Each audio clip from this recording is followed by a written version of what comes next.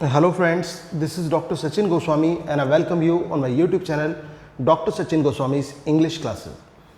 दोस्तों, जैसा कि आपको पता ही है कि मैं आपकी यूपी टीजीटी इंग्लिश की तैयारी करा रहा हूं और इस सीरीज़ में जो हमने पहले टॉपिक स्टार्ट किया है वो है लिटरेरी फॉर्म्स और काफ़ी टॉपिक्स ऑलरेडी क्लियर कराए जा चुके हैं, जिसमें sonnet, elegy, ballad, dramatic monologue, lyric और नॉवेल, ये टॉपिक्स हम डिस्कस कर चुके हैं।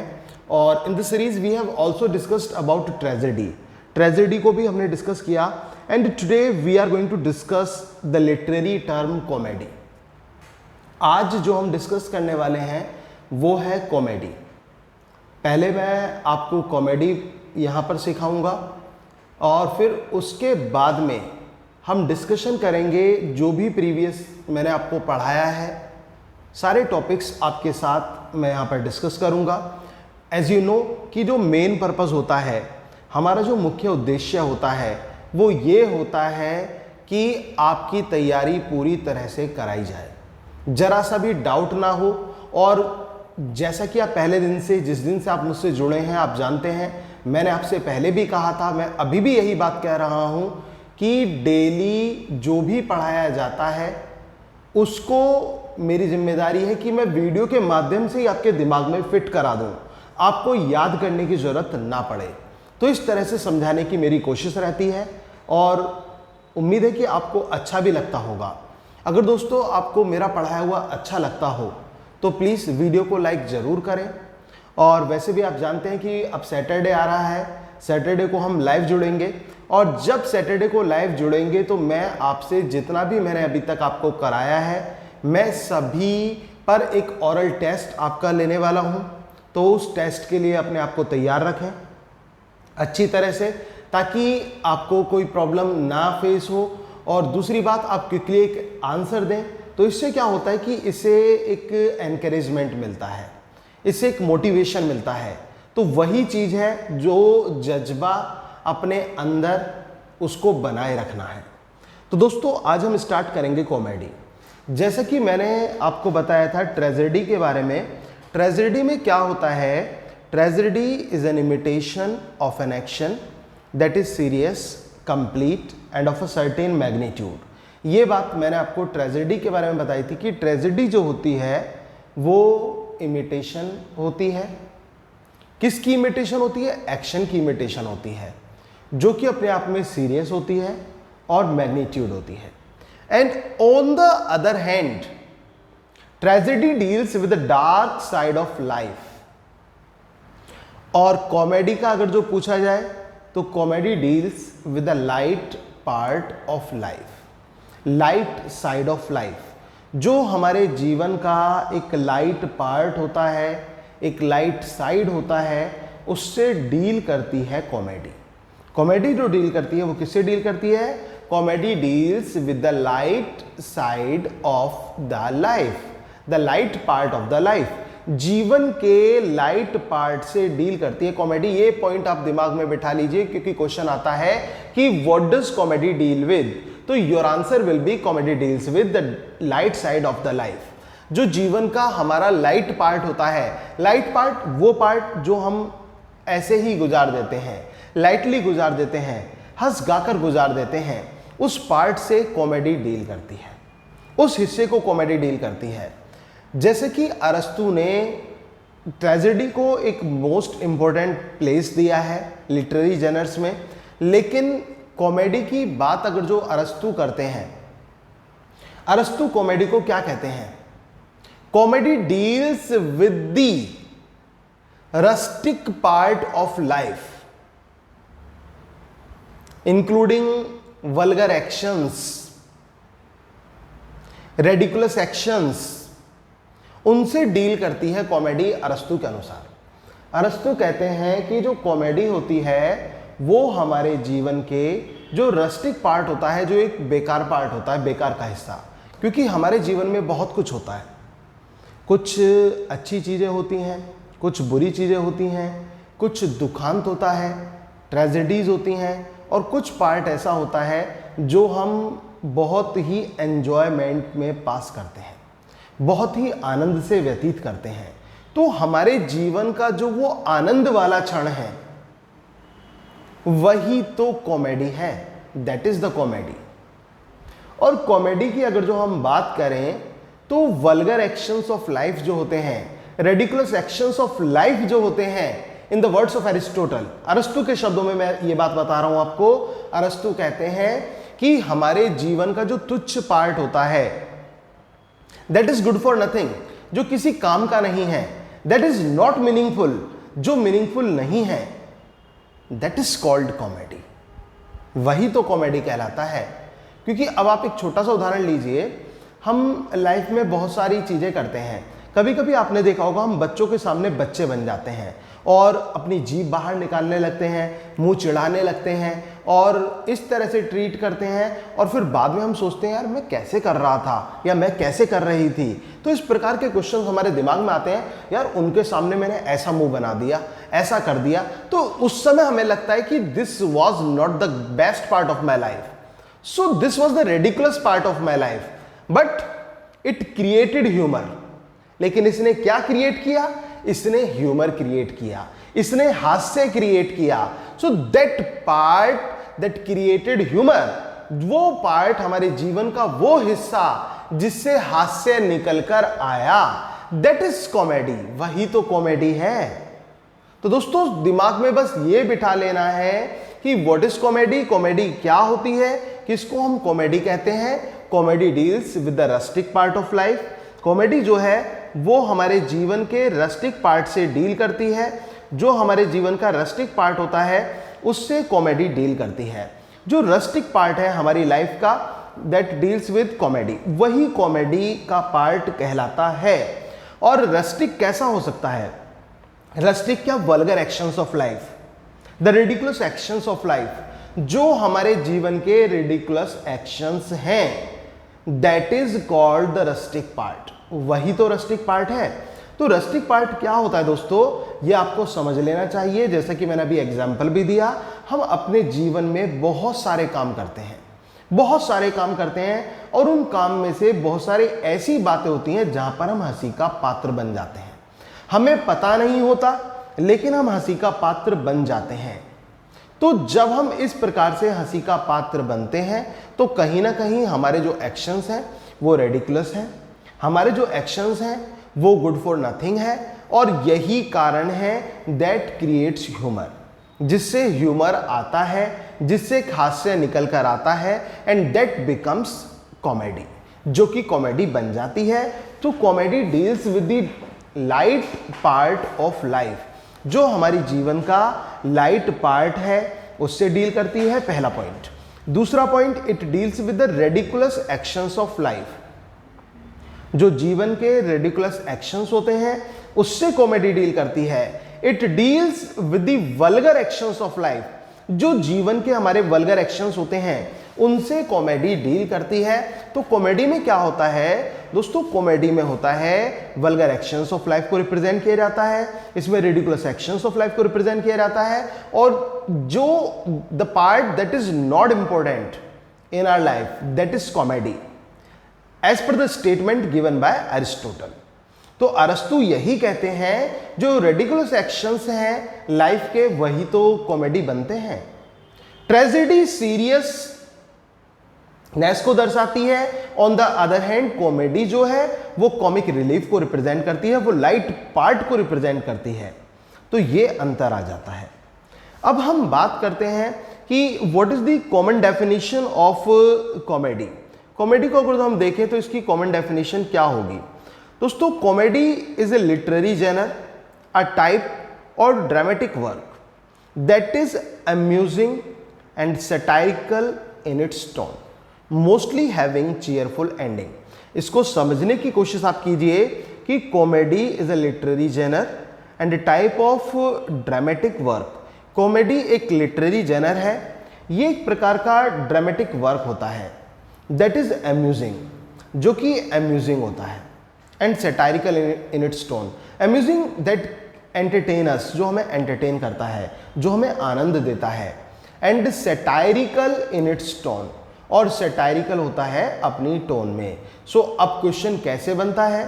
A literary Jenner that and a type of dramatic work that is amusing and satirical in its tone having cheerful ending is called dash। तो आपको उस dash को फिल करना है। इस डैश में क्या आएगा? कॉमेडी आ जाएगा। तो कॉमेडी क्या है दोस्तों? कॉमेडी है हमारा literary genre. Comedy literary genre है जो कि ड्रामेटिक वर्क होता है एक प्रकार का, अम्यूजिंग होता है, सैटारिकल टोन में होता है और इसमें चीयरफुल एंडिंग होती है। एक सुखद अंत इसमें हमें देखने को मिलता है। कॉमेडी के अंदर हमें एक हैप्पी एंडिंग देखने को मिलती है। तो इतना क्लियर हो गया? एक बार मैं फिर से रिपीट करता हूं। अरस्तु क्या कहते हैं?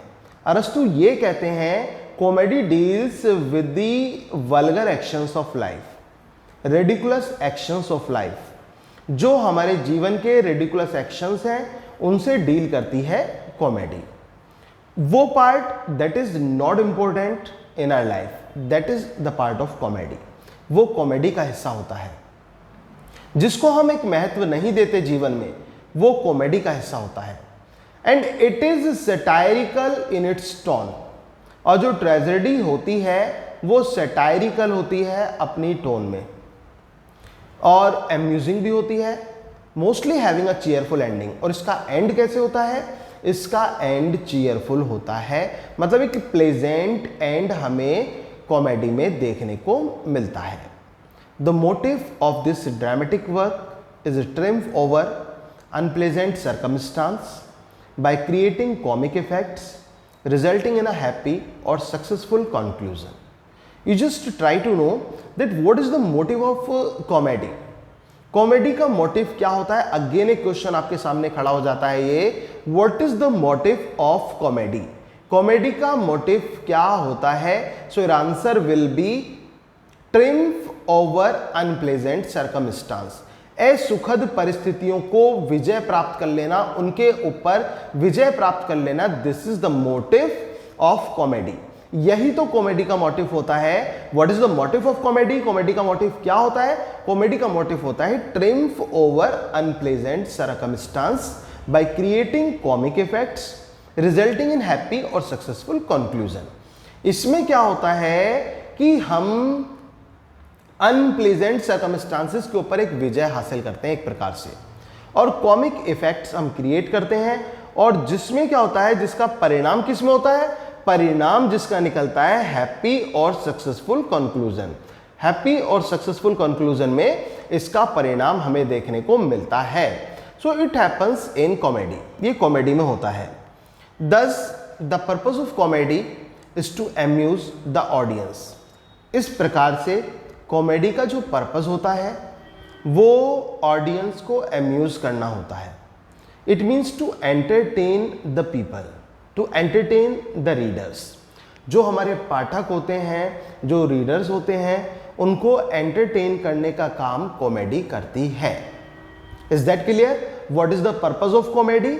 The main purpose of comedy is to amuse the audience. Audience को अम्यूज करना, ये जो पॉइंट है जो मैं आपको बता रहा हूं, द पर्पस ऑफ, जो ये पर्पस है किसका? Purpose of comedy is to amuse the audience.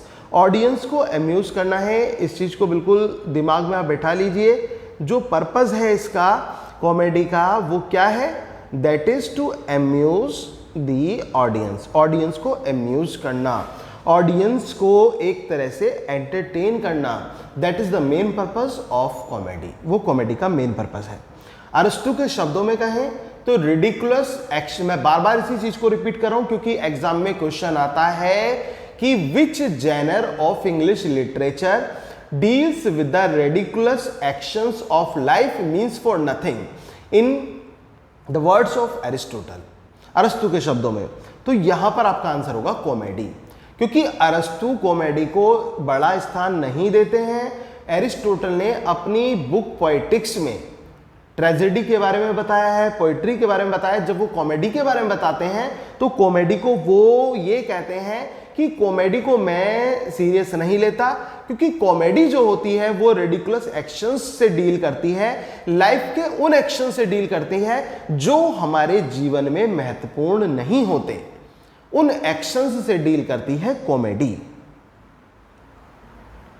अब आगे देखिए, कॉमेडी हैज मल्टीपल सब genres depending upon the source of humour, context in which an author delivers dialogues and delivery methods which include farce, satire, buzzkill।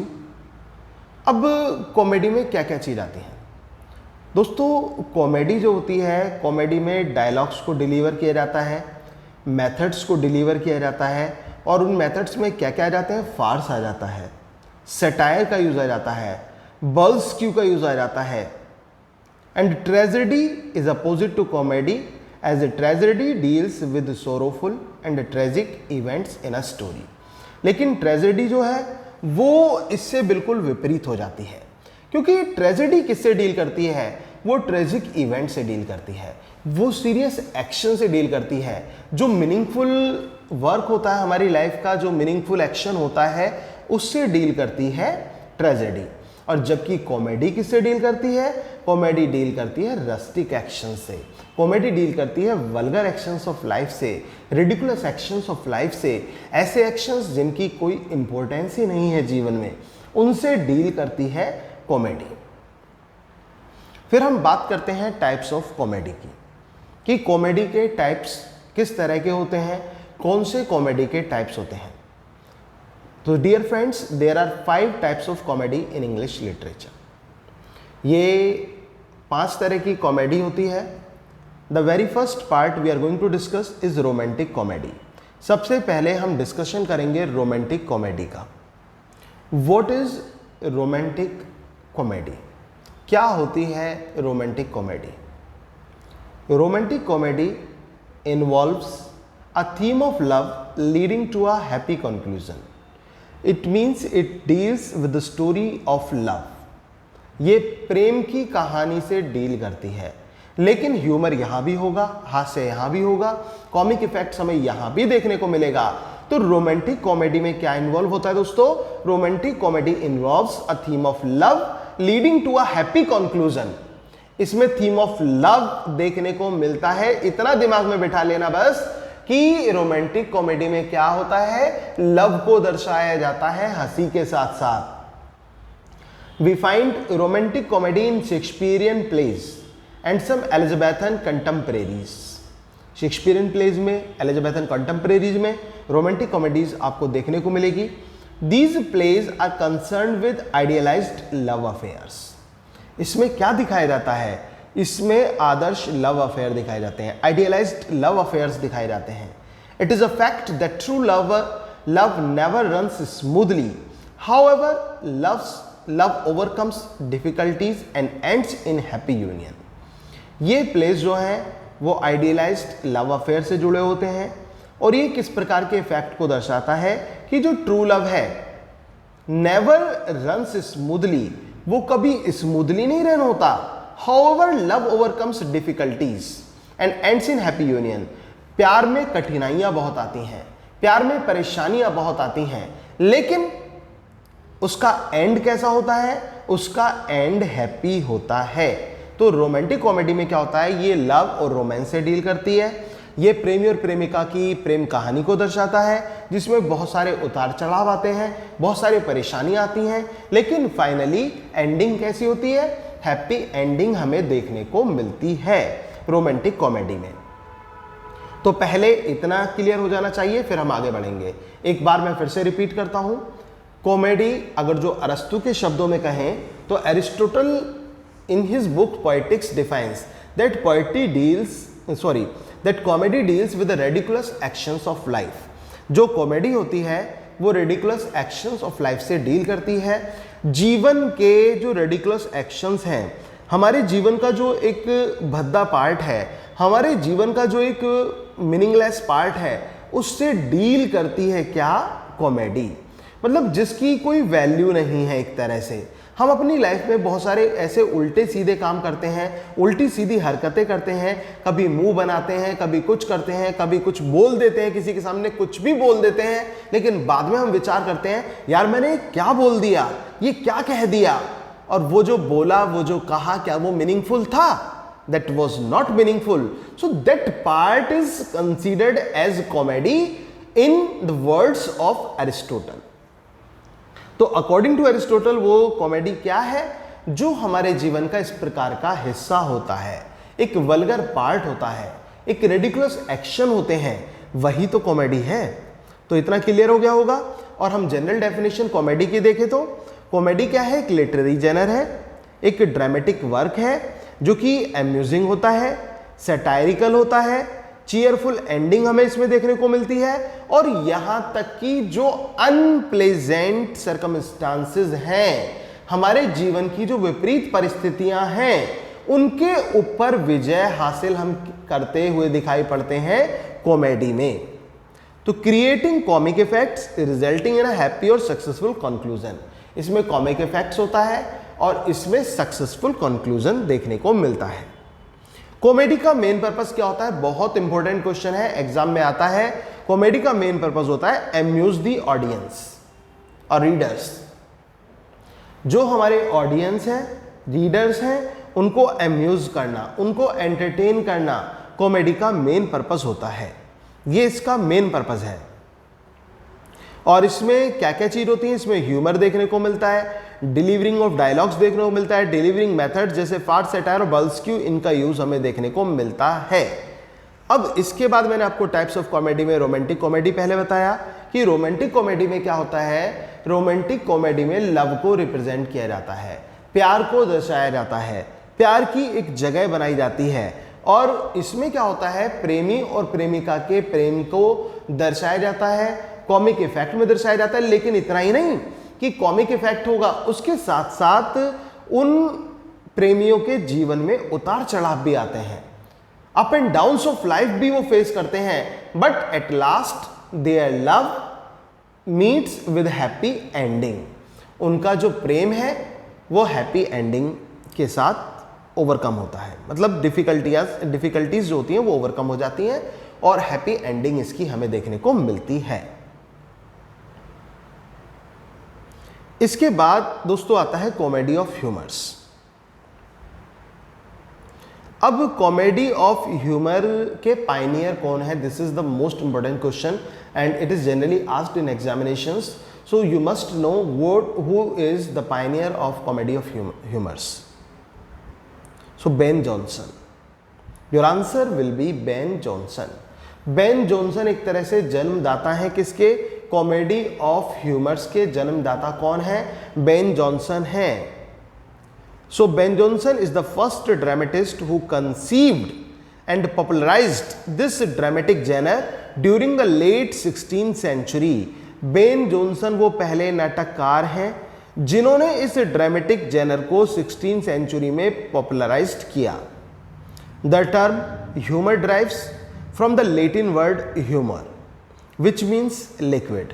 ये question important है, दिमाग में बिठा लीजिए कि ह्यूमर जो टर्म है ये कहाँ से आया. ह्यूमर टर्म आया लैटिन भाषा के शब्द ह्यूमर से, जिसका मतलब होता है लिक्विड. इसका मतलब लिक्विड होता है. It comes from a theory that a human body has 4 liquids or humors, which includes pheligm, blood, yellow bile and black bile. ये हमारी बॉडी के 4 humors होते हैं. It explains that human beings have a balance of these humors in the bodies, they remain healthy. अगर जो इनका हमारे जो लिक्विड्स हैं ये इनका इन 4 लिक्विड्स का बैलेंस बना रहे तो क्या होता है? ह्यूमन हेल्दी रहता है, ऐसा माना जाता है. तो दोस्तों कॉमेडी ऑफ ह्यूमर्स में क्या होता है? कॉमेडी ऑफ ह्यूमर में रिप्रेजेंट किया जाता है जो ह्यूमर होता है, हमारे ह्यूमर को रिप्रेजेंट किया जाता है. और इसमें जो कॉमेडी ऑफ ह्यूमर्स होती है इसमें सेंस ऑफ ह्यूमर्स को भी दर्शाया जाता है, हास्य को दर्शाया जाता है कॉमेडी ऑफ ह्यूमर में. और इसके जो पायनियर रहे वो कौन रहे? वो रहे बेन जॉनसन. फिर आता है comedy of manners. This form of dramatic genre deals with intrigues and relations of ladies and gentleman living in a sophisticated society. Comedy of manners में क्या होता है? इसमें एक सोफिस्टिकेटेड सोसाइटी में रहने वाले जो लेडीज़ और जेंटलमैन होते हैं, उनकी जो एक तरह से उनके दिमाग में जो खुरापात चल रही होती है, जो बहुत सारे कॉन्फ्लिक्ट चल रहे होते हैं, बहुत सारे इंटरव्यूज चल रहे होते हैं, षड्यंत्र टाइप चल रहे होते हैं, उनको दर्शाया जाता है विद कॉमिक रिलीफ। किसके साथ? कॉमिक रिलीफ के साथ। This form upon high comedy drive from sparkle and wit of dialogues, violation of social traditions and good manners by nonsense characters like jealous husbands, wifes, foppish dandies. इसमें क्या होता है? इसमें कुछ इस प्रकार के कैरेक्टर्स को रिप्रेजेंट किया जाता है। एक तो लेडीज और जेंटलमैन्स के अफेयर को दर्शा दिया जाता है। दूसरा, जो कैरेक्टर्स हैं वो जेलस हस्बैंड्स टाइप के, कुछ नौटंकी टाइप के, कुछ खुरापाती दिमाग के लोग, इस प्रकार के लोग इसमें दर्शाए जाते हैं। मतलब अजीबो गरीब हरकत वाले जो कैरेक्टर होते हैं, कैरेक्टर्स, वो हमें देखने को मिलते हैं इसमें कॉमेडी ऑफ मैनर्स में। We find its use in restoration dramatists, particularly in the works of Vickrey and Congreve. यहाँ पर विक्रेली और कॉनग्रीव के वर्क्स में हमें ये देखने को मिलता है, कॉमेडी ऑफ मैनर्स हमें देखने को मिलता है। तो एक बार मैं फिर से रिपीट करता हूँ, जो कॉमेडी ऑफ मैनर्स है ये डील किससे करता है? इंटरव्यूज और रिलेशन से डील करता है, लेडीज और जेंटलमैन के। इसको कॉमेडी ऑफ इंटरव्यूज के नाम से भी जाना जाता है। और इसमें क्या होता है, समाज के कुछ ऐसे लोग दिखाए जाते हैं जो अपने आप को बहुत प्रतिष्ठित मानते हैं, बहुत सभ्य मानते हैं, और इतना ही नहीं, वो अपनी सोच को भी दूसरों से ऊपर दिखाते हैं कि हमारी सोच है नहीं, लेकिन मतलब हमारी सोच जैसा कोई नहीं है। और इसी बीच में वो हंसी का पात्र बन जाते हैं। कुछ हंसी के कुछ ऐसे वो एक्शन से प्रेजेंट कर देते हैं जिससे एक हमें ह्यूमर देखने को मिलता है कॉमेडी में। और इसमें जेलस हस्बैंड टाइप के लोग, इसके अलावा कुछ विटी माइंडेड पीपल लोग जो अपने आप को बहुत ज़्यादा समझदार और चालाक मानते हैं, इस प्रकार के जो nonsense type of characters we can call, कि इस तरह के कुछ किरदार इसमें दर्शाए जाते हैं कॉमेडी ऑफ मैनर्स में। मतलब वो अपने आप को ज़्यादा शो ऑफ करते हैं। A kind of snobbery we can say, एक प्रकार की स्नोबेरी भी कही जा सकती है कि एक प्रकार का दिखावा हमें इसमें देखने को मिलता है। इसके बाद सेंटीमेंटल कॉमेडी की हम बात करेंगे। This is one of the most famous literary genre in comedies में देखा जाए तो। Sentimental drama contains both comedy and sentimental tragedy. Sentimental में दोनों आते हैं, कॉमेडी भी आती है, ट्रेजेडी भी आती है। तो ड्रामे में अगर जो हम बात करें, but we are talking about sentimental comedy here. So it appears in literary circles due to reactions of middle class against obscenity and decency of restoration comedy of manners. जो एक एक्सेस हो गया रेस्टोरेशन कॉमेडी ऑफ मैनर्स का, उसके खिलाफ, उसके reaction में जो कॉमेडी बनकर आई, that called sentimental comedy. Exam में क्वेश्चन आता है कि sentimental comedy came against as a reaction against comedy of manners. तो सेंटीमेंटल कॉमेडी किसके अगेंस्ट रिएक्शन आया? ये कॉमेडी ऑफ मैनर्स के अगेंस्ट एक रिएक्शन हमें देखने को मिला। किसमें? सेंटीमेंटल कॉमेडी में। इसमें क्या होता है? इसमें एक्सेसिव पिटी को गेन किया जाता है। Popularity among the middle class audience in the 18th century. 18वीं शताब्दी में जो ये सेंटीमेंटल कॉमेडी है, ये हमें देखने को मिलती है, जो सेंटीमेंटल कॉमेडी का पार्ट है। इसके बाद दोस्तों हम बात करेंगे ट्रेजी कॉमेडी की। So this dramatic genre contains both tragic and comedic elements. इसमें दोनों आ जाते हैं। ट्रेजी कॉमेडी में आपने देखा भी होगा, शेक्सपियर की ट्रेजी कॉमेडीज को आपने पढ़ा भी होगा कि जहां पर ये दोनों एलिमेंट्स आ जाते हैं, ट्रेजेडी भी और कॉमेडी भी। It blends both elements to lighten the overall mood of the play. पूरे प्ले के मूड को लाइट करने के लिए यूज किया जाता है ट्रेजी कॉमेडी को। Often tragicomedy is a serious play that ends happily. और जो ट्रेजी कॉमेडी है वो एक प्रकार का सीरियस प्ले होता है जो कि हैप्पीली एंड होता है। दैट इज कॉल्ड ट्रेजी कॉमेडी, जिसको हम ट्रेजी कॉमेडी कहते हैं।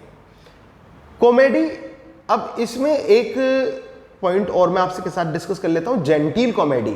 व्हाट इज जेंटिल कॉमेडी, क्या होती है genteel comedy, and who developed this form genteel comedy, किसने जेंटिल कॉमेडी को डेवलप किया। तो दोस्तों genteel comedy was developed by Colley Cibber. ये दिमाग में बिठा लीजिए, बिल्कुल अच्छी तरह याद कर लीजिए, एग्जाम के लिए बहुत इंपॉर्टेंट क्वेश्चन है। जिस क्वेश्चन को मैं आपसे कहता हूं कि ये इंपॉर्टेंट क्वेश्चन है तो उसको प्लीज नोट कर लिया करो, स्क्रीनशॉट ले लिया करो, कुछ भी मतलब आप अपने पास उसको होना चाहिए आपके पास वो कंटेंट। तो जेंटिल कॉमेडी के बारे में एग्जाम में पूछा जाता है लिटरेरी टर्म में कि जेंटिल कॉमेडी को किसने डेवलप किया, तो your answer will be Colley Cibber. In the middle of 18th century, जो 18th सेंचुरी के मिड में इसको डेवलप किया गया। जेंटिल कॉमेडी को किसके द्वारा डेवलप किया गया, it was developed by Colley Cibber. Colley Cibber के द्वारा इसको डेवलप किया गया। The Careless Husband has been regarded as the first genteel comedy on the stage. जो केयरलेस हस्बैंड है वो एक बेस्ट जेंटिल कॉमेडी मानी जाती है, and it was the first used by Edison in the years that noticed the development of this type. Gentle comedy जो term है इसका यूज सबसे पहले एडिसन ने किया था। देखिए डेवलप किसने किया, कॉली सिबर ने इसको डेवलप किया। इसको फर्स्ट यूज किसके द्वारा किया गया, एडिसन के द्वारा किया गया। The gentle comedy exhibits a picture of even more artificial life than a comedy of manners. What is the difference between comedy of manners and gentle comedy? Genteel comedy और comedy of manners में क्या अंतर है। तो gentle comedy क्या exhibit करती है, ये picture of mould artificial life को दर्शाती है, जो एक बनावटी जीवन होता है। मतलब कॉमेडी ऑफ मैनर्स में भी बनावटी जीवन को दर्शाया जाता है, लेकिन उससे भी अगर जो आर्टिफिशियल हो जाए तो वो बन जाती है जेंटिल कॉमेडी। उसको हम नाम देते हैं जेंटिल कॉमेडी का। The age of Queen Anne and later age of mid 18th century, पहले क्वीन एन का एज फिर mid 18th century were more sentimental and less natural than the age of Charles second. वो ज्यादा sentimental थे और less natural थे, किससे as से, चार्ल्स सेकंड के एज से। तो इसमें आप ये चीज दिमाग में बिठा लीजिए, the moral tone of genteel comedy is high nature. जो मोरल टोन होती है जेंटिल कॉमेडी की वो हाई नेचर की होती है। The laughter arises not as a result of playful fancies of brilliant man but out of the affectations of this mannerized society।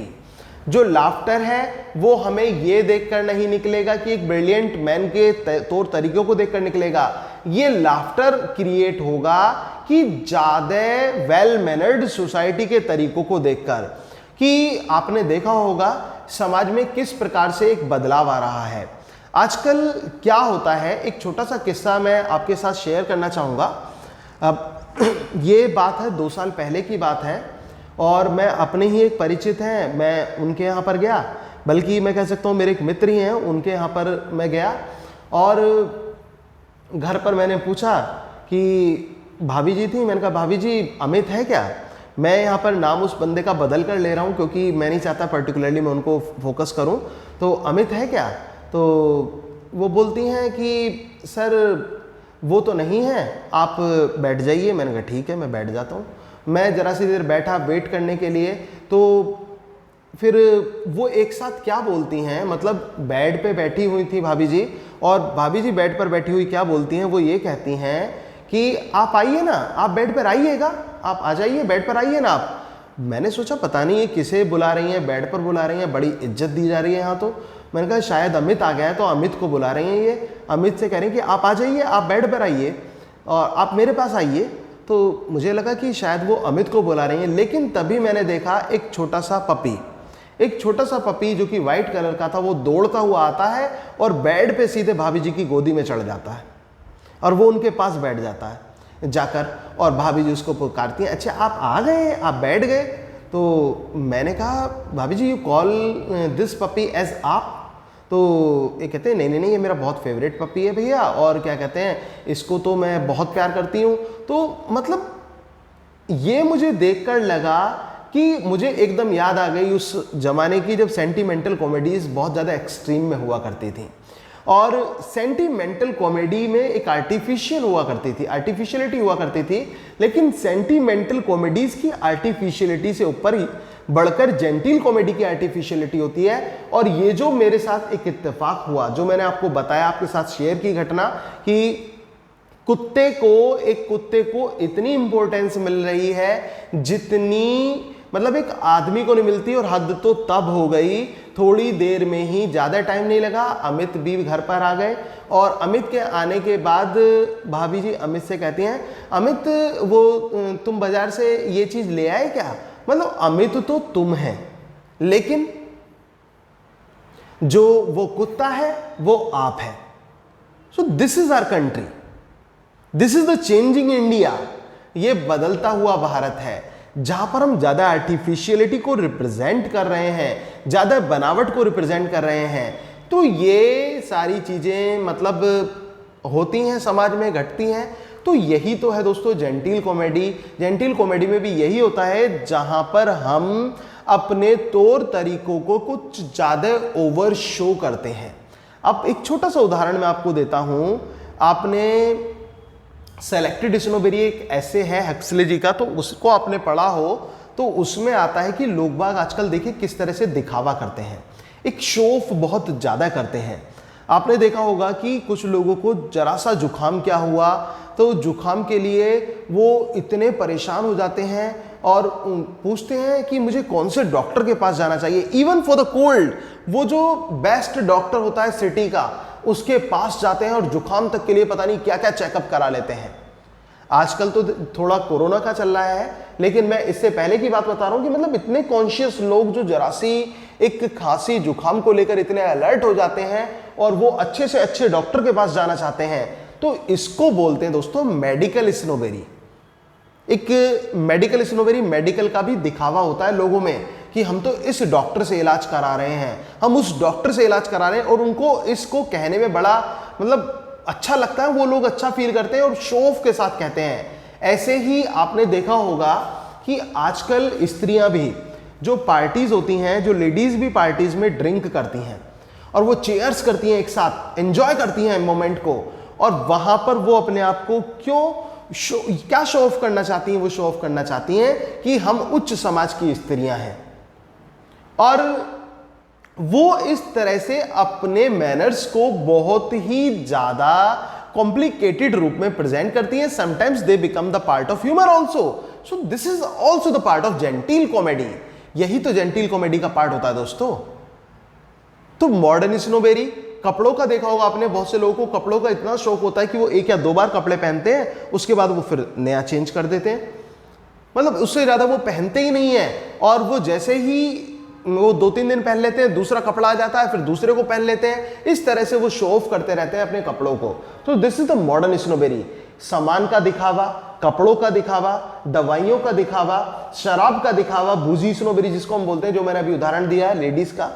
तो वो सारी की सारी स्नोबेरीज समाज में हैं, और जब ये स्नोबेरीज ज्यादा बढ़ जाती हैं, इनको ज्यादा मात्रा में रिप्रेजेंट किया जाता है, तो वही तो बनती है दोस्तों जेंटिल कॉमेडी।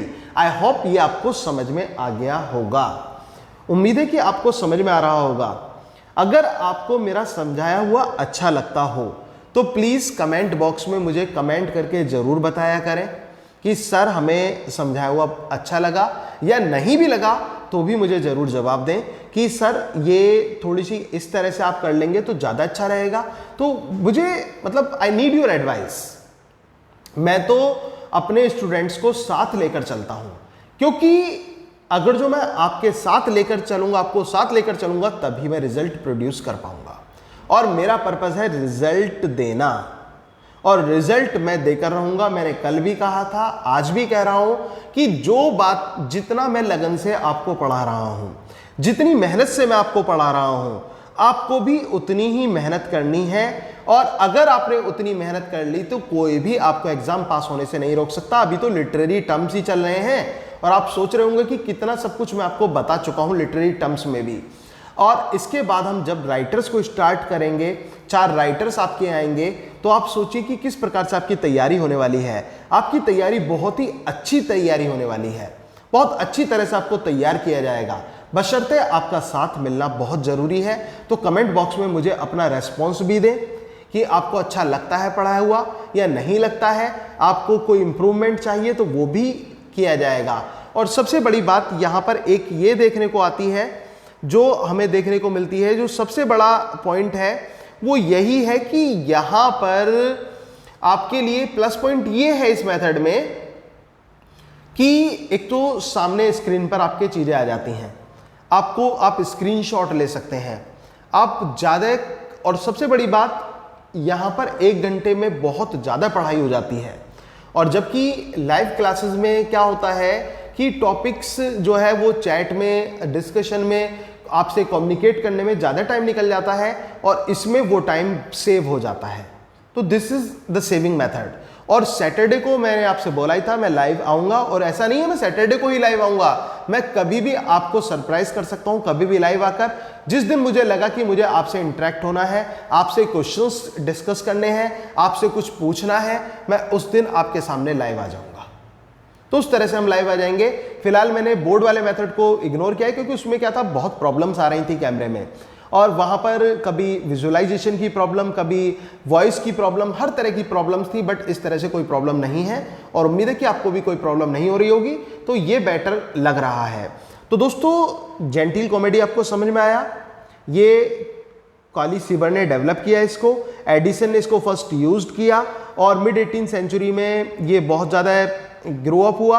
और सबसे बड़ी बात, इसकी जो मॉरल टोन होती है जेंटिल कॉमेडी की, वो हाई नेचर में होती है और ये कॉमेडी ऑफ मैनर्स से भी ऊपर होती है।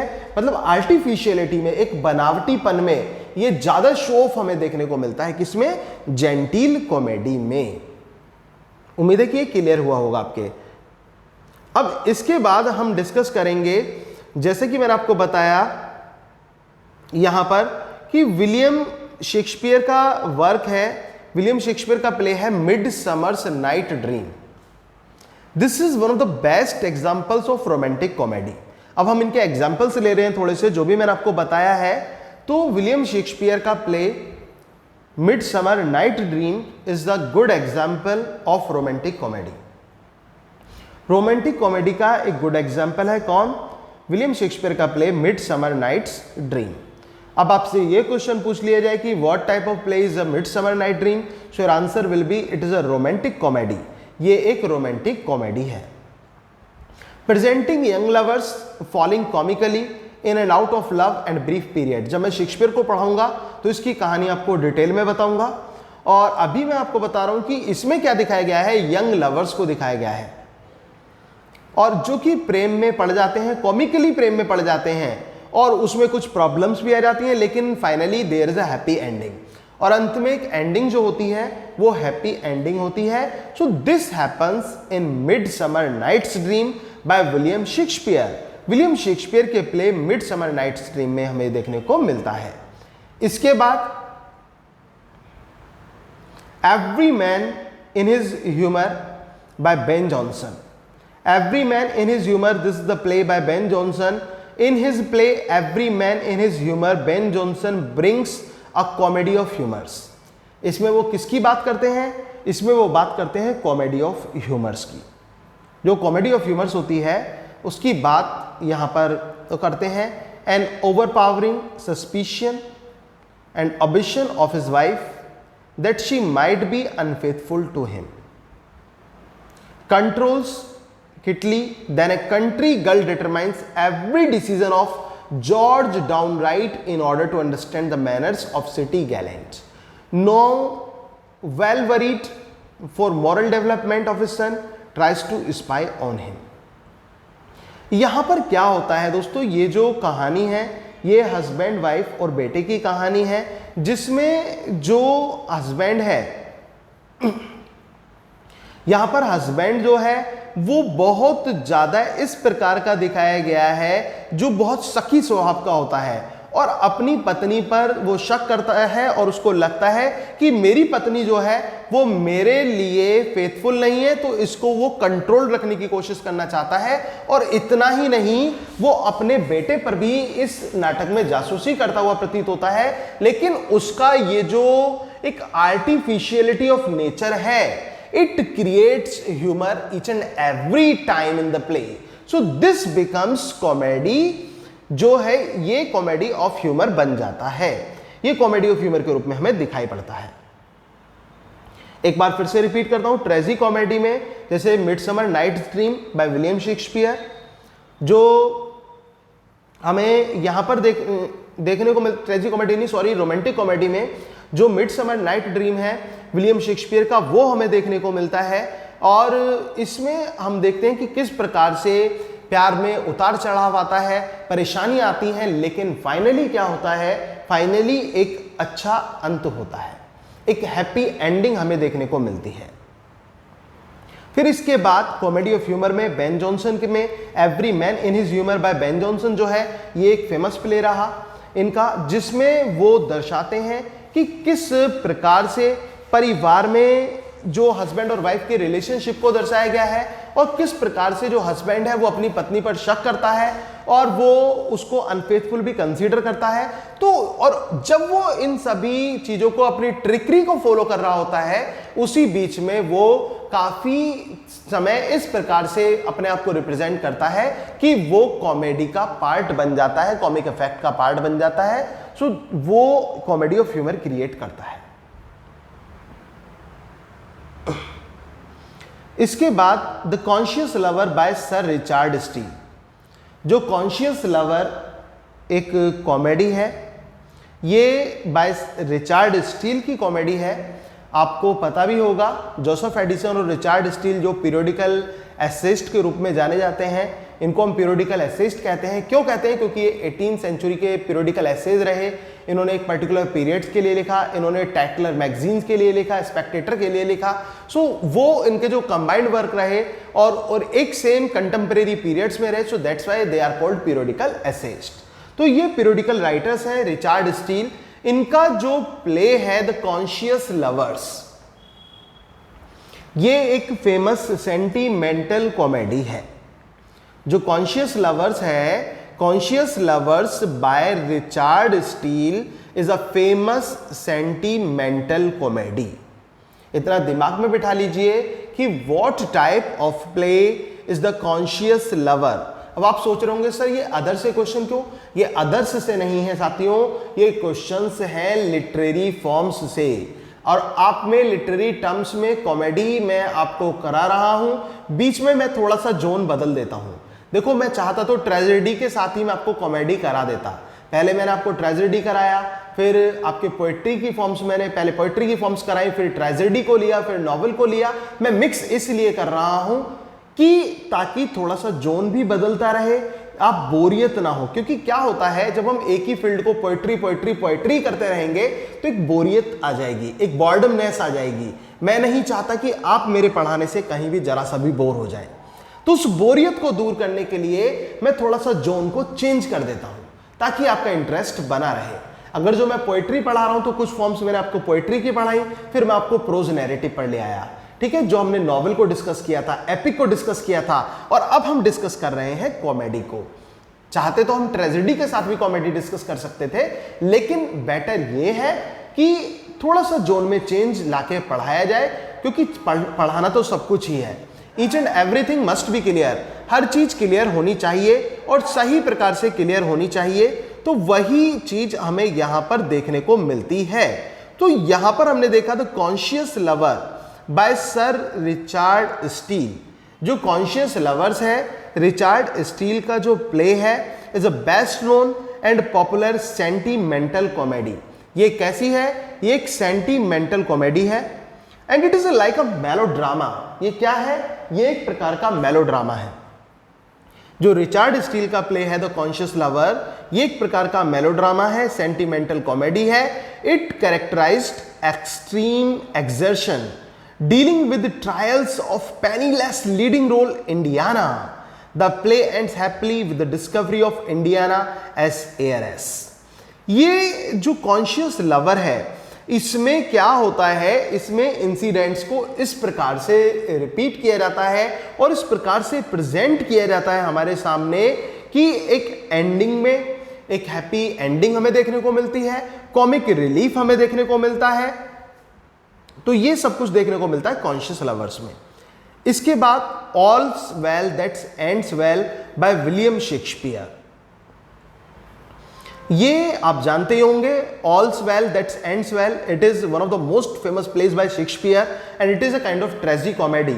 यू मस्ट रिमेंबर कि what type of play is all's well that ends well is, what type of play is this? तो आपका आंसर होगा it is a tragic comedy.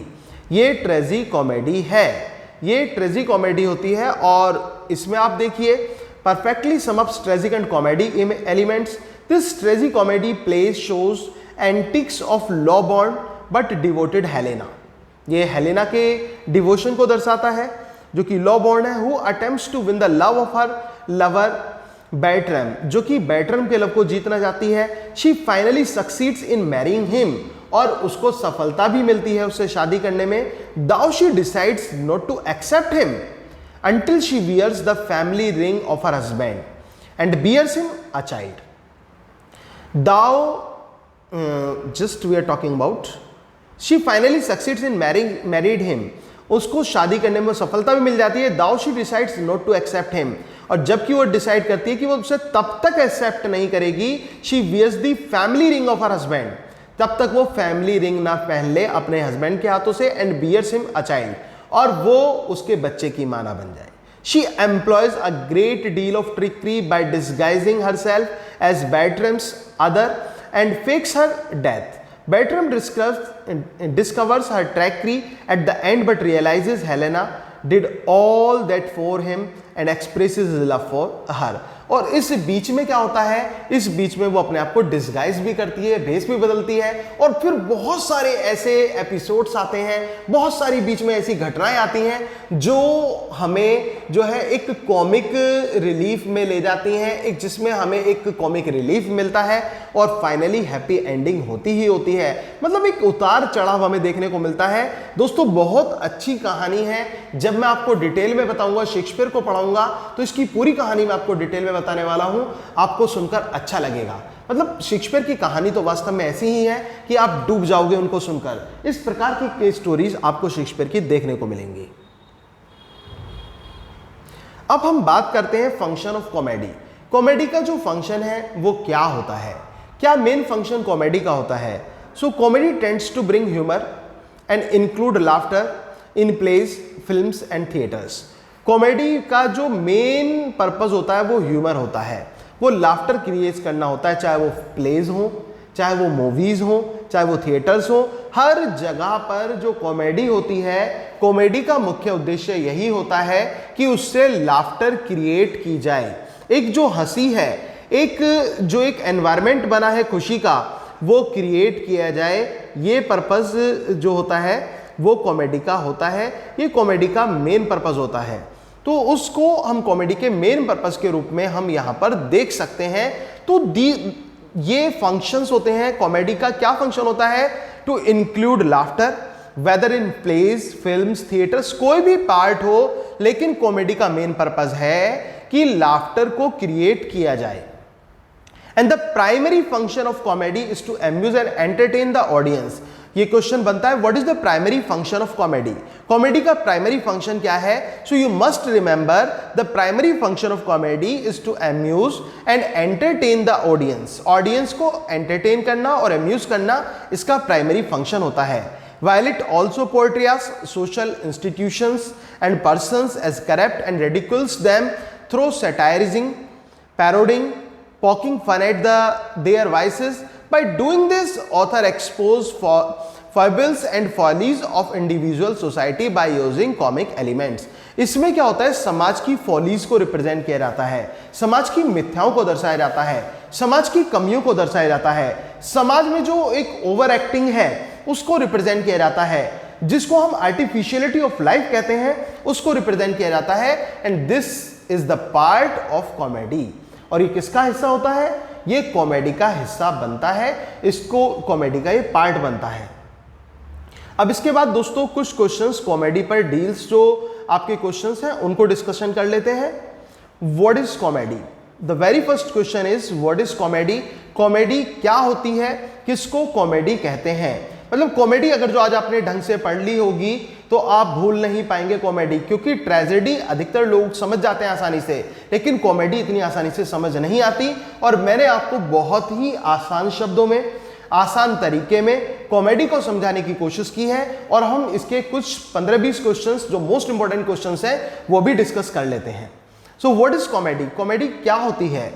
Comedy is a play that ends with a note of happiness. Comedy एक प्रकार का नाटक होता है जो कि नोट ऑफ हैप्पीनेस के साथ एंड होता है, दैट इज कॉल्ड कॉमेडी, उसको कॉमेडी बोलते हैं। What is the chief characteristics of the plots of comedy? जो कॉमेडी का प्लॉट है उसकी चीफ कैरेक्टरिस्टिक्स क्या होती हैं? The plot of comedies are static and farcical.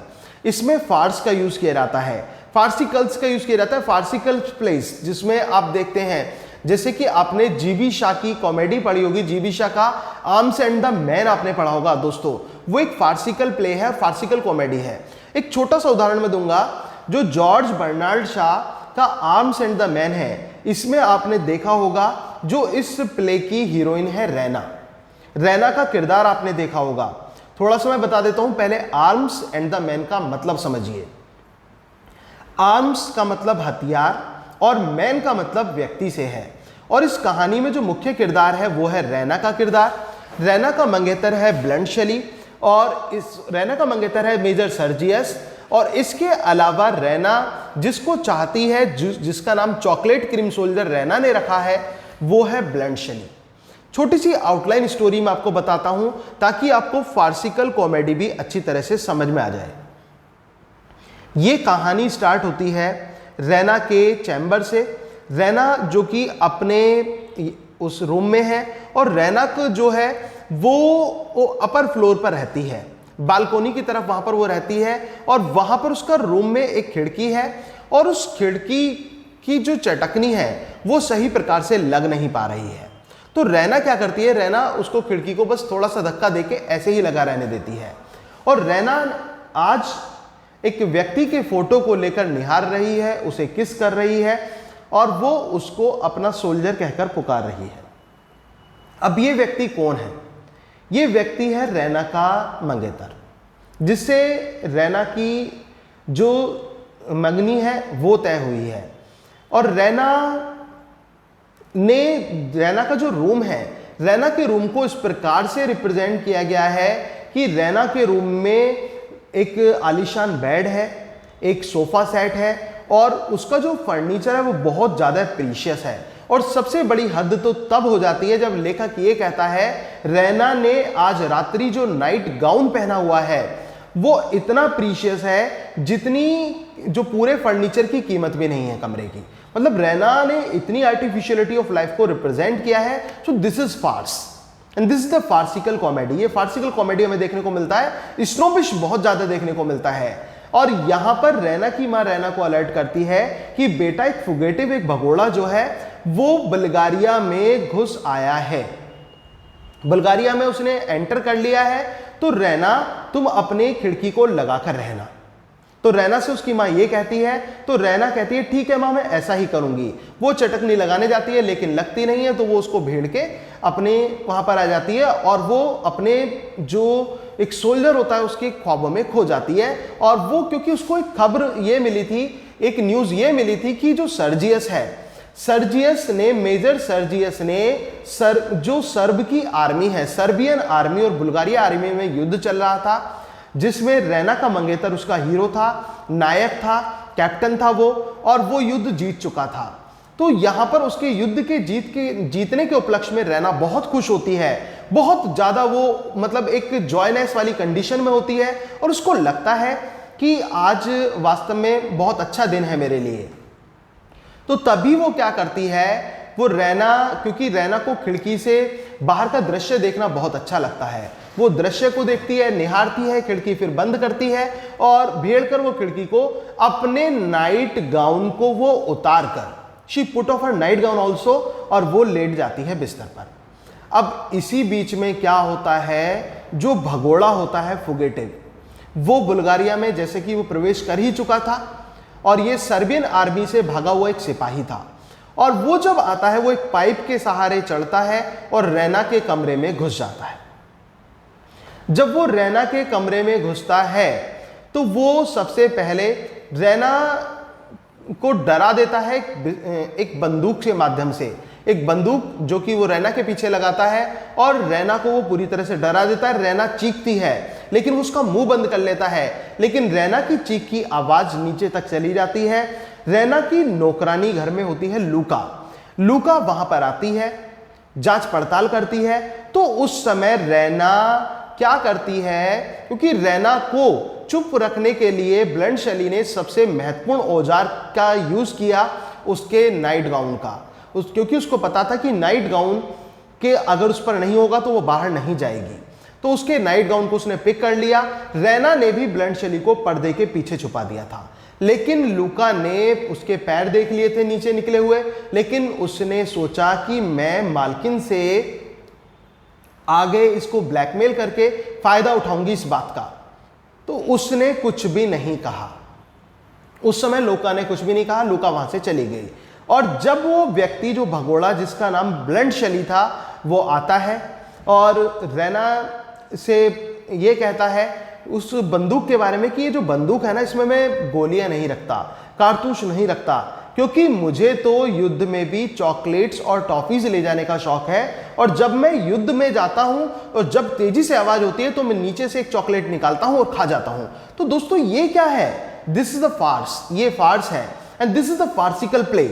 ये फार्सिकल प्ले है और यही तो कॉमेडी होती है, यही तो फार्सिकल प्ले होता है जो हमें देखने को मिलता है। और यहां पर जीबी शाह का जो मैं फार्सिकल प्ले का उदाहरण दे रहा हूं, आर्म्स एंड द मैन का, इसके बाद क्या होता है, यहां पर ब्लंट शैली फिर अपने आप को भूखा महसूस करता है और वो रैना से कहता है कि रैना मुझे कुछ खाने के लिए दो, मुझे कुछ खाना है। वो कहती है कि खाने के लिए कुछ नहीं है। तब उसको एक चॉकलेट का डिब्बा दिखाई देता है और वो पूरी की पूरी चॉकलेट्स खा जाता है। जो ब्लंट शैली होता है वो पूरी चॉकलेट्स खा जाता है। इसी बीच में उसको सर्जियस की तस्वीर दिखाई दे जाती है और वो रैना को बताता है कि ये जो व्यक्ति है जिसको तुम ये कह रही हो कि इसने जीत हासिल करी है, ये तो एक भगोड़ा, ये तो भगोड़ों से भी बेकार है। क्यों बेकार है? क्योंकि इसने युद्ध के नियमों के खिलाफ जाकर युद्ध जीता है, ये एक अच्छा सिपाही नहीं है। वो रैना से इस बात को कहता है और इसी बीच में वो जो है रात्रि वहीं व्यतीत करता है और दिन में वहां निकलने के लिए रैना से कहता है कि वो उसे वहां से निकाल दे, सुरक्षित निकाल दे। रैना इस बात को अपनी माँ को बताती है, कैथराइन को, और उसकी माँ मेजर पेटकोफ का कोट लेकर आती है और वो कोट वो ब्लंट शैली को दे देती है और रैना उस कोट में अपना फोटो डाल देती है और उस फोटो के पीछे लिख देती है एक प्यारा सा नजराना मेरे चॉकलेट क्रीम सोल्जर के लिए। उस फोटो के पीछे लिख देती है कि प्यारा सा नजराना है ये मेरे चॉकलेट क्रीम सोल्जर के लिए। और जबकि ब्लंट शैली रैना को एक स्कूल गर्ल समझ रहा था, उसके मन में कोई ऐसी इंटेंशन थी भी नहीं, और वो ब्लंट शैली वहां से चला जाता है और रैना कॉल्स ब्लंट शैली अ चॉकलेट क्रीम सोल्जर। और ये मानकर आप कह सकते हैं कि ये एक तरह से रैना के मन में विचार आने लगे हैं, प्रेम के विचार। किसके लिए? ब्लंट शैली के लिए। वो प्रेम के विचारों में खो जाती है रैना जो होती है। अब वो रैना ब्लंट शैली के बारे में सोचने लगती है। इसी बीच में मेजर सर्जियस की वापसी होती है। मेजर सर्जियस बेचैन है रैना से मिलने के लिए, लेकिन रैना से जब वो मिलने को आते हैं तो वो टकरा जाते हैं घर की नौकरानी लूका से। लूका जो है वो निकोला और लूका घर में नौकरानी है। निकोला लूका से प्रेम करता है, निकोला जो घर का नौकर है, लेकिन लूका निकोला से हमेशा ये कहती है कि मेरे लिए तो एक राजकुमार आएगा, मैं तुम जैसे नौकर से शादी नहीं कर सकती। और जबकि वो खुद भी नौकरानी होती है, तब वो कहती कि मैं एक नौकर से शादी नहीं कर सकती, मेरे लिए तो एक राजकुमार आएगा और तुम देखना वो राजकुमार जरूर आएगा। तो अब मेजर सर्जियस लूका से टकरा जाता है। इसी बीच में जो लूका है वो मेजर सर्जियस की तरफ देखती है और सर्जियस लूका की तरफ देखता है। सर्जियस लूका को यहां पर घोड़ों के अस्तबल में ले जाता है और वहां पर they met in physical relationship. He meets with physical relationship with Luka. Luka यहां पर ऐतराज नहीं करती, बल्कि सर्जियस को भड़काने के लिए वो ये बात कह देती है, वो सर्जियस को भड़काते हुए ये बात जरूर कहती है कि जिस प्रकार से तुम मेरे साथ यहां पर ऐसा कर रहे हो, उसी प्रकार से तुम्हारी पत्नी भी तुम्हारे पीठ पीछे यही कार्य कर रही है। जो तुम्हारी वाइफ है वो भी ऐसा ही कर रही है। वो ये बात उससे कहती है, मेजर सर्जियस को इस बात के बारे में बताती है कि तुम्हारी पत्नी भी इसी प्रकार से तुम्हारे पीठ पीछे कर रही है। अब क्या होता है, मेजर सर्जियस गुस्सा हो जाता है, वो रैना पे भड़कता है, बहुत ज्यादा उस पर गुस्सा होता है। रैना को अब पता चल जाता है कि वास्तव में मेजर सर्जियस जो है एक अच्छा इंसान नहीं है, क्योंकि वो एक गलत व्यक्ति है। इसी बीच में कुछ कॉमिक एपिसोड्स हमें देखने को मिलते हैं जहां पर मेजर पैटकॉफ जो कि रैना के फादर हैं और कैथरीन में आपस में डिस्कशन होता है, और यहां पर मेजर पैटकॉफ कैथरीन को यह बताते हैं कि वो नहाना पसंद नहीं करते, और बल्कि उनके जो फादर थे वो तो बुल्गारिया के सबसे हेल्दीएस्ट मैन थे और उनकी उम्र 100 साल की रही थी और उस 100 साल में उन्होंने केवल एक बार में ही स्नान किया था। तो this is a kind of comedy, these are the comic dialogues, the comic effects is there. मतलब कुछ नहीं पता कब कहां कहानी कैसे घूम जाए, किधर को घूम जाए, कुछ नहीं पता इस कहानी में। और इसमें क्या होता है, फाइनली मैं पूरी कहानी नहीं बता रहा हूं, थोड़ा सा मैं शॉर्ट में ही बता रहा हूं।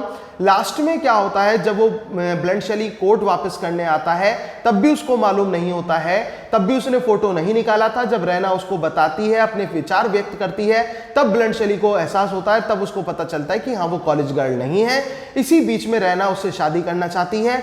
मेजर पैटकॉफ तक ये बात जाती है, लेकिन मेजर पैटकॉफ कहते हैं कि मैं शादी रैना की उससे करूंगा जो व्यक्ति जो सबसे ज्यादा ताकतवर होगा। इसलिए दोनों की लड़ाई हो जाती है, ब्लंट शेली और सर्जियस की आपस में लड़ाई कराई जाती है। रैना इस शर्त के लिए मना कर देती है, वो कहती कि मैं कोई चीज नहीं हूं जो मेरे लिए लड़ाई कराई जा रही है, जस्ट कैंडिडा की तरह, जैसे कि जॉर्ज बर्नार्ड शॉ में कैंडिडा ने भी यही कहा था जब मार्चबैंक्स और मॉरल के बीच में लेकर कैंडिडा को लेकर लड़ाई हुई थी। तो यहां पर वो ये कहती है कि मैं कोई ऑब्जेक्ट नहीं हूं जो मुझे लेकर लड़ रहे हो।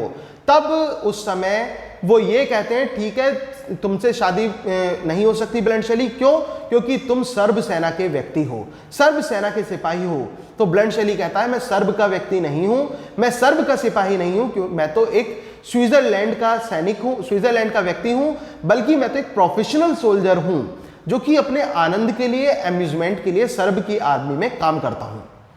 और फिर बात आती है जो तुम दोनों में से ज्यादा अमीर होगा उससे रैना की शादी होगी। और अब ब्लंट शेली बताता है कि मैं ज्यादा अमीर तो नहीं हूं, लेकिन स्विट्जरलैंड में मेरे कई 5 स्टार्स होटल्स हैं, उनका मैं मालिक हूं। और जब वो अपनी संपत्ति का यहां पर खुलासा करता है तो पता चलता है कि मेजर सर्जियस ब्लंट शेली के आगे कहीं भी नहीं ठहरता था। तो रैना की शादी ब्लंट शेली से कराने का निश्चय कर लिया जाता है। उधर जो उधर जो लूका होती है, लूका और सर्जियस आपस में मिल जाते हैं। लूका के ख्वाब पूरे हो जाते हैं क्योंकि लूका को एक राजकुमार की तलाश थी, वो सर्जियस के रूप में उसे मिल गया। अब लेकिन निकोला बेचारा अकेला रह जाता है, तो उससे मेजर जो ब्लंट शेली है, ब्लंट शेली ये वादा करता है कि अगर वो स्विस लैंग्वेज को सीख ले तो वो उसको अपने होटल का मैनेजर बना देगा। तो इस प्रकार से एक हैप्पी एंडिंग हमें दिखाई देती है इस प्ले में। और कैसा प्ले है, ये एक फार्सिकल प्ले है जो कि आर्म्स एंड द मैन है। ये केवल मैंने आपको इस वजह से इसकी कहानी समझाई ताकि आपको फार्सिकल प्ले समझ में आ जाए कि किस प्रकार के फार्सिकल प्ले होते हैं। अब आगे बढ़ते हैं। In how many parts can comedy be divided on the basis of form? Forms के आधार पर कितने रूपों में कॉमेडी को बांटा जा सकता है? तो it can be divided into 2 parts, classical and romantic. Which type of comedy imitated the Greek and Latin conventions? किस प्रकार की कॉमेडी में इमिटेट किया गया किसको? ग्रीक और लेटिन कन्वेंशंस को। तो आपका आंसर होगा क्लासिकल कॉमेडी। क्लासिकल कॉमेडी में इमिटेट किया गया था ग्रीक और लेटिन कन्वेंशंस को। What is the main purpose of romantic comedy? Romantic comedy का मुख्य उद्देश्य क्या होता है? The chief purpose of romantic comedy is to entertain the audience. Audience को एंटरटेन करना ही इसका मुख्य उद्देश्य होता है। In which age did romantic form gain popularity? जो रोमांटिक फॉर्म थी वो किस एज में पॉपुलैरिटी गेन की उसने? तो romantic form gain popularity in the Elizabethan age. Elizabethan age में इसको पॉपुलैरिटी मिली। Name some of the finest comedians of the Elizabethan age. Comedies of Elizabethan age, जो बेस्ट कॉमेडीज है एलिजाबेथन एज की वो बताइए। तो As You Like It, Twelfth Night, A Midsummer Night's Dream, ये बेस्ट कॉमेडीज हैं Elizabethan age की। Into how many parts can comedy be divided on the basis of content, content के आधार पर कॉमेडी को कितने पार्ट में डिवाइड किया जा सकता है। So on the basis of content comedy can be divided into 5 parts, 5 part में इसको डिवाइड किया जा सकता है। The comedy of humours, the comedy of manners, gentle comedy, the comedy of intrigue and the sentimental comedy. और ये सभी comedies आज मैं आपको करा चुका हूं और अच्छी तरह से मैंने आपको कराने की कोशिश की है और ताकि आपको अच्छी प्रकार से समझ में भी आ जाए। Who made popular comedy of humours, जो कॉमेडी ऑफ ह्यूमर्स को पॉपुलर किसने बनाया, तो it was made popular by Ben Jonson, Ben Jonson ने बनाया। In which sense did Ben Jonson use the term humours, humours का यूज बेन जॉनसन ने किस टर्म में किया, मेडाइवल सेंसेस के रूप में ह्यूमर्स का यूज उन्होंने किया। What is the basic quality of the comedy of humours, comedy of humours की बेसिक क्वालिटी क्या होती है। It chiefly depends on satires, ये सेटायर्स पर ज्यादा डिपेंड करती है।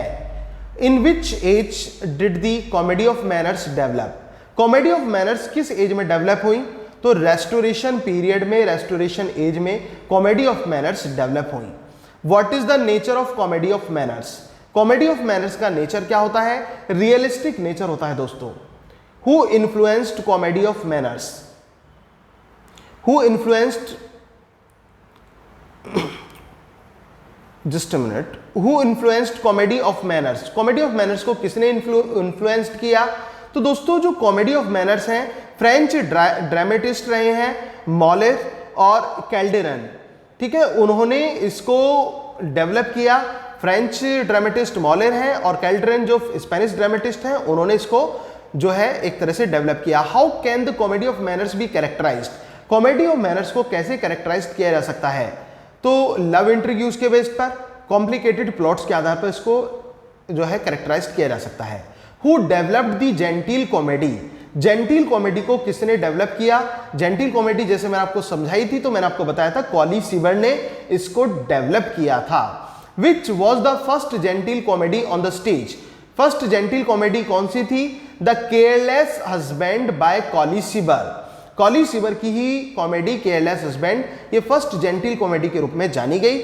Who are the exponents of the comedy of intrigues, comedy of intrigues के एक्सपोनेंट्स कौन कौन है, फ्लेचर है, मिसेस बेन है एंड मिसेस सेंटिलेवर है, ठीक है ना, ये लेडी के एक्सपोनेंट्स हैं।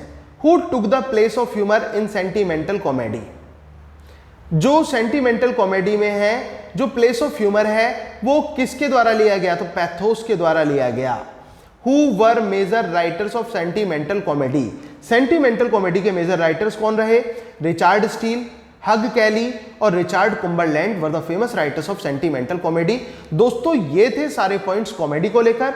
उम्मीद है कि आपको आज की क्लास अच्छी लगी होगी क्योंकि इसमें मैंने आपको बहुत आसान तरीके से और बहुत ही सरल रूप में आपको समझाने की कोशिश की है कॉमेडी को with its kinds and specially the very short questions जो आपके एग्जाम्स के लिए बहुत इंपॉर्टेंट हैं। तो ऐसे क्वेश्चंस मैंने आपको तैयार कराने की कोशिश की है। दोस्तों अगर आपको ये तरीका मेरा पढ़ाया हुआ अच्छा लग रहा हो तो कमेंट बॉक्स में कमेंट जरूर करें और वीडियो को लाइक करना ना भूलें। Thank you very much, yours doctor Sachin Goswami.